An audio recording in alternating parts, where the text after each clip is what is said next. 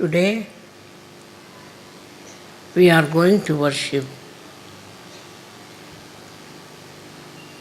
Sri Shiva, Sadashiva. His quality is that he is forgiveness personified.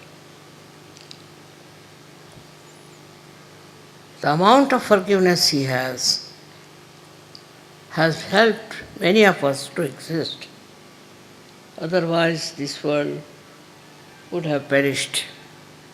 So many would have been finished. Because you know what is the condition of human beings. They don't understand what is wrong, what is right. Apart from that, they cannot forgive. They go on making mistakes, doesn't matter. But they cannot forgive others. This is what we have to learn from Sri Sadashiva.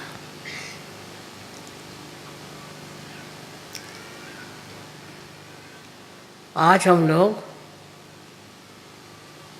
Shri Sadashiv की पूजा करने वाले हैं। इनका विशेष स्वभाव ये है कि इनकी क्षमाशीलता इतनी ज़्यादा है कि उससे कोई इंसान मुकाबला नहीं कर सकता। हर हमारी गलतियों को माफ़ करते। वो अगर न करते तो ये दुनिया ख़त्म हो सकती थी, क्योंकि उनके अंदर वो भी शक्ति है जिससे वो इस सृष्टि को नष्ट कर सकते। इतने क्षमाशील होते हुए भी ये शक्ति उनके यहाँ जागृत है और बढ़ती रहती। इसी शक्ति से जिससे वो क्षमा करते हैं, उसी के परिपाक से या कहना से अतिशयता से फिर वो इस संसार को नष्ट भी कर सकते। तो पहले तो हमें उनकी क्षमाशीलता सीखनी चाहिए। किस कदर क्षमाशील, छोटी छोटी चीज़ों को लेकर के हम लोग झगड़ा करते हैं, छोटी छोटी बातों पर हम झगड़ा करते हैं, पर ये किस कदर क्षमाशील हैं और क्षमा करते करते उस चरम सीमा पर पहुंच जाते हैं जहाँ से इनके अंदर ये नष्ट करने वाली शक्ति जागृत होती है।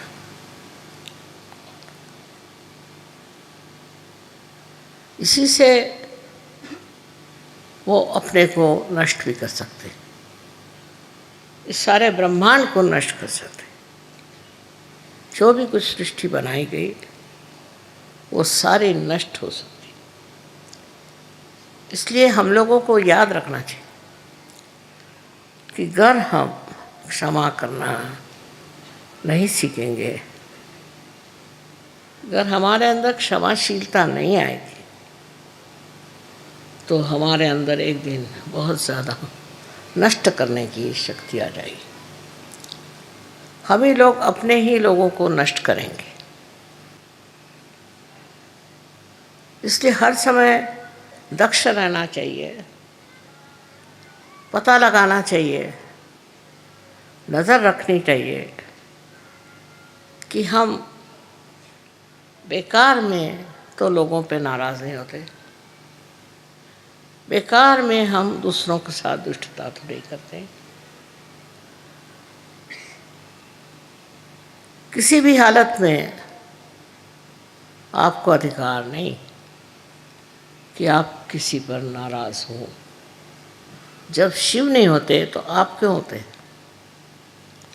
लेकिन इंसान बहुत ज़्यादा नाराज़ होता है। इतने तो कोई जानवर भी नहीं होते। कोई वजह ना हो तो जानवर कुछ नहीं करता। इसी प्रकार जब हम छोटी छोटी बातों पर बिगड़ते हैं तो याद रखना चाहिए कि एक शक्ति है शिव की, वो भी हमारे अंदर कार्यान्वित है, और वो यही है कि हम जब दूसरों पे बात बात में बिगड़ते हैं, बात बात में नाराज़ होते हैं, उनकी कोई चीज़ हम क्षमा नहीं कर सकते, तो फिर ऐसे इंसान क्या कहाँ पहुँच सकते हैं। जहाँ जहाँ बड़े युद्ध हुआ है, जहाँ जहाँ बड़ी आफतें आई, वहाँ पर यही कारण रहा है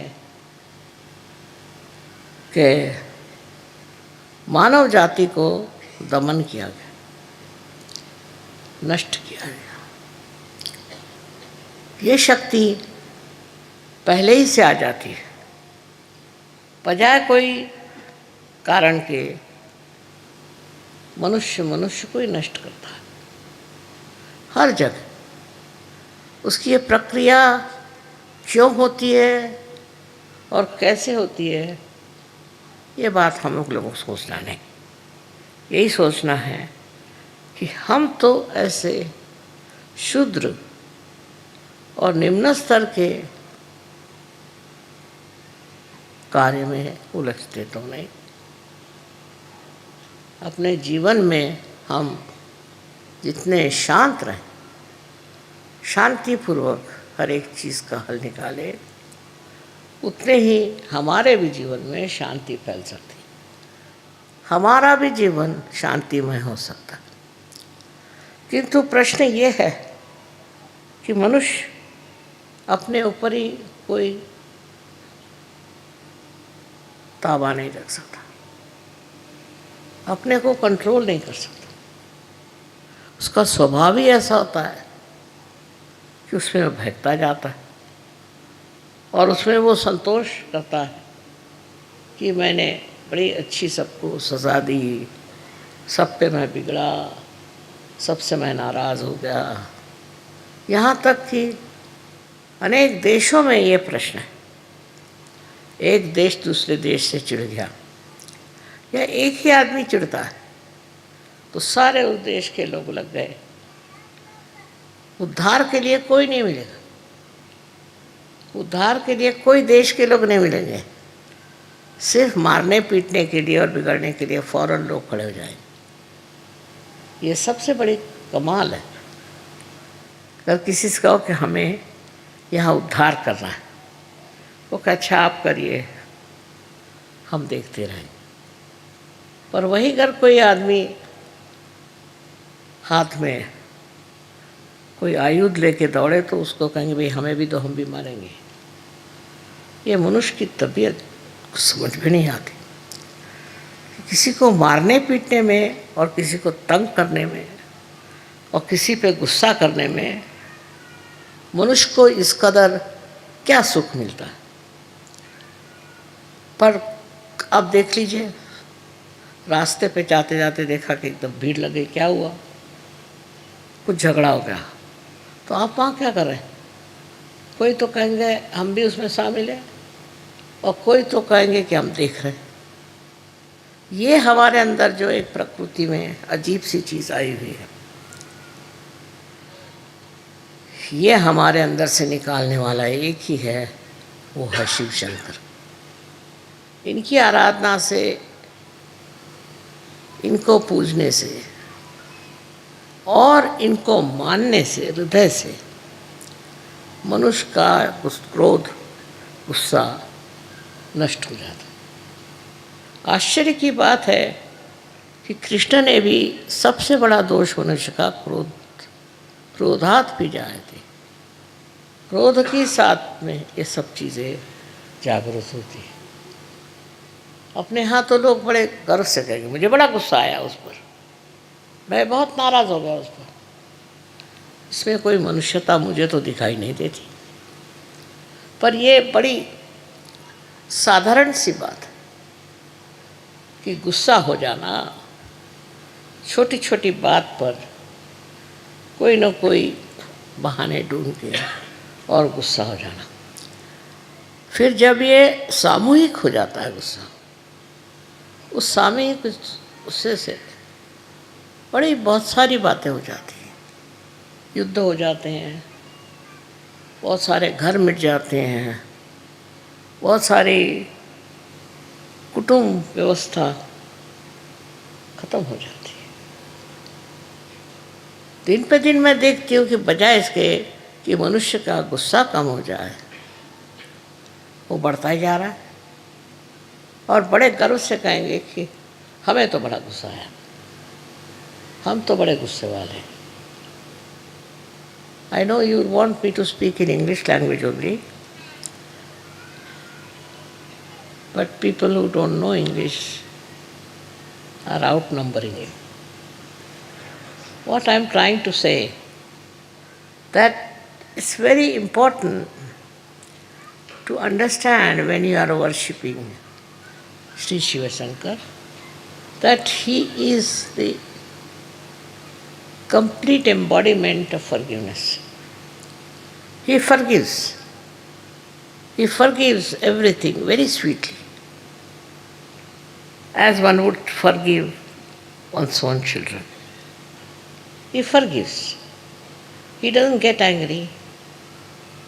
He's not that easily perturbed.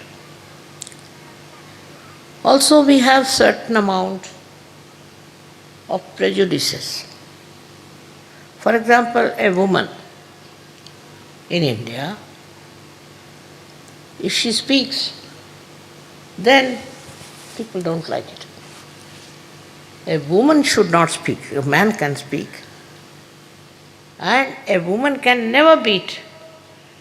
A woman can never beat a man, even if the man kills the wife. That is the criteria of a good wife in India, or a good woman. So you can imagine how men are getting towards their discretion. All this kind of concession that is given is very dangerous. Is the destructive of the whole community. Same I have seen abroad. There are people who go on beating their wives, killing their wives, I don't know, all kinds of things. Because they have married somebody, they think they have every right to expect everything good from their wives, while they may not be at all good. And they go on torturing their wives. Not only that, but in the school, the teachers, they treat the students so badly, the students pick it up. And later on, they carry on the tradition of beating others and troubling others. So every time you say, I get very angry, tell yourself, you are on the wrong path. I have told so many times to so many of you that to boast of your anger is the worst thing, because it is like boasting about your sins you are committing. These are the sins. I can understand some people who are drunkards, or some who are mad, or some who are out of their minds. But a person you'll find very, very sensible otherwise can be very ferocious, can be very dangerous. It is difficult to say from where do you get these qualities, because none of the divine personalities had this kind of thing. For no rhyme and reason, they won't lose their temper. And even if they do, it has to be a very strong reason up to the point of destruction. But I can understand them because they have to maintain this world and they have to look after the people who are supposed to be human beings. But sometimes I have seen human beings are even worse than animals. They get provoked for nothing at all. What is the reason? Why are you angry? They'll give you an excuse which is absolutely unreasonable. In this world, you have come to enjoy peace and joy. Without peace, you cannot joy. If you cannot give peace to others, how can you have joy? And the way people treat others in such a contemptuous manner, it's very surprising. What do they think of themselves? Why should they think so low about other people? It's beyond understanding to see a man losing temper on small things. But actually they are cowards. If it comes to facing some real problem in life, they recede back. Then they cannot come forward. This is the biggest tragedy of the whole thing. हमारे देश में भी लोग गुस्से वाले आदमी को पहचानते हैं। बस्ती में उसका नाम हो गया गुस्से वाला, ये गुस्सेला है, ये गुस्साड़ा है, ऐसे नाम उसके होते हैं और ऐसे आदमी से दूर ही रहना चाहते हैं। ठीक है, किसी ने गलती कर उसको माफ़ कर दीजिए। किसी ने कुछ ऐसा भी काम किया है जो नहीं करना चाहिए, उसे भी माफ़ कर दीजिए, क्योंकि कल ऐसा अगर आप काम करें, आप करें, तो आप किसकी सज़ा लेंगे? कौन आपको सज़ा देगा? इसलिए यही समझ लीजिए कि हम सहयोगियों को बिल्कुल अधिकार नहीं कि हम किसी को सज़ा दें और उनको शिक्षा दें। बहुत से लोग तो मैंने देखा बड़े खोपड़ी पर जमा हो जाते। शिव जी को जिसने मान लिया वही असली पार है। शिव जी का स्वभाव जिसके अंदर आ गया वही असली है, और उसके प्रोटेक्शन के लिए भी शिव जी है। जो आदमी सीधा सरल स्वभाव से ही है, उसको घबराने की कोई बात ही नहीं। उसको संभालने वाले शिव शंकर, उसको देखने वाले शिव शंकर। तो इस वजह से आपको उसमें इतना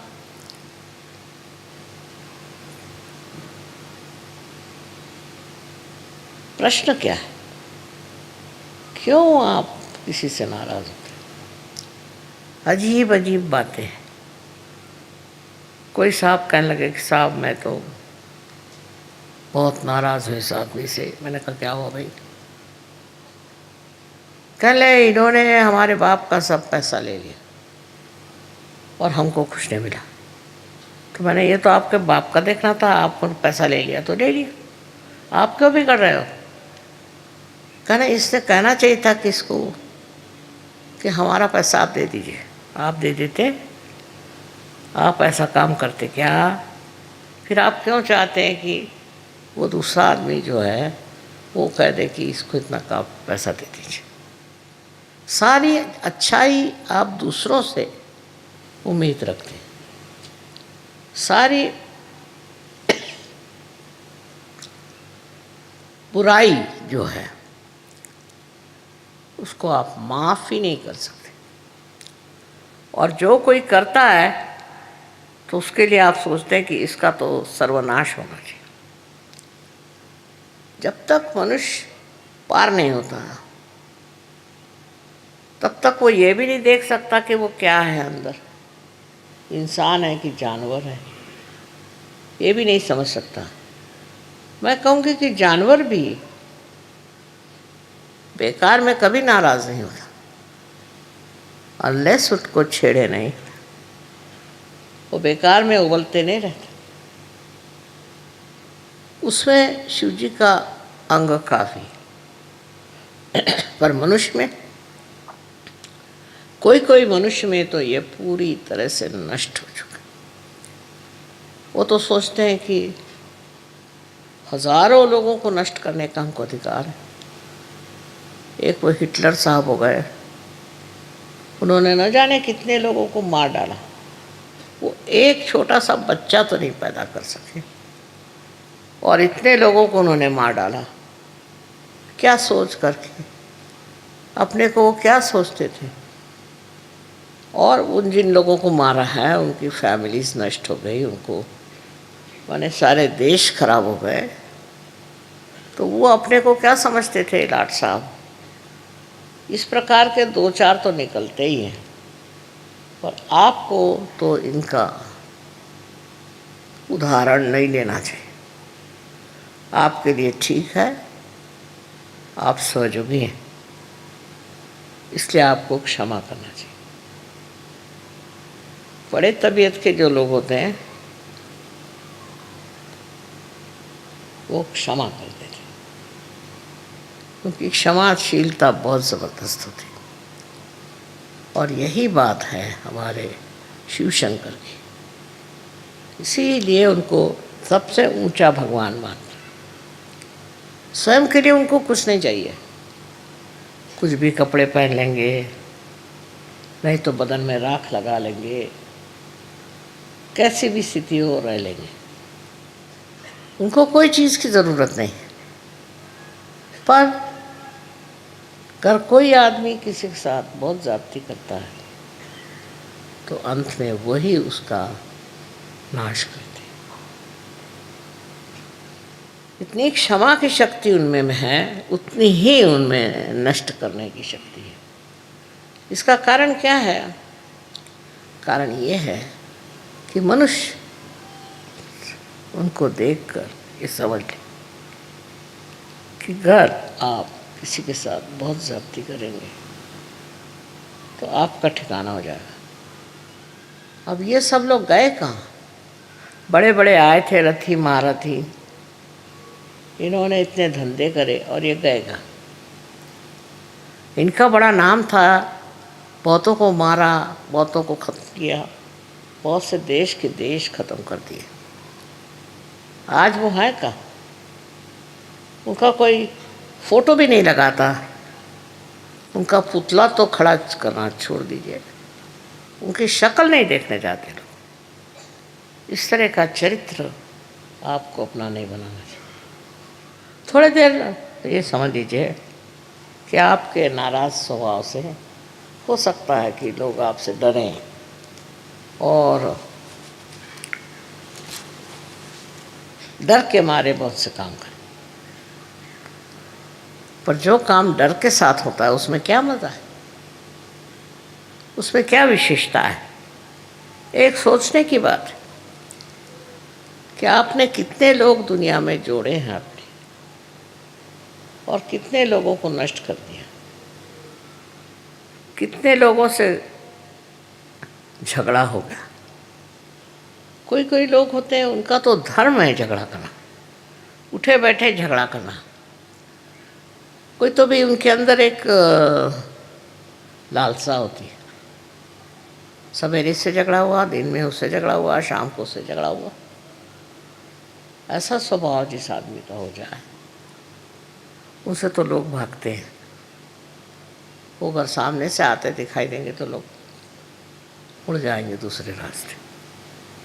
इससे प्रेम नहीं बढ़ सकता। सहयोग तो पूरा प्रेम का कार्य है। इसमें देखिए हमें बड़े बड़े उदाहरण हो।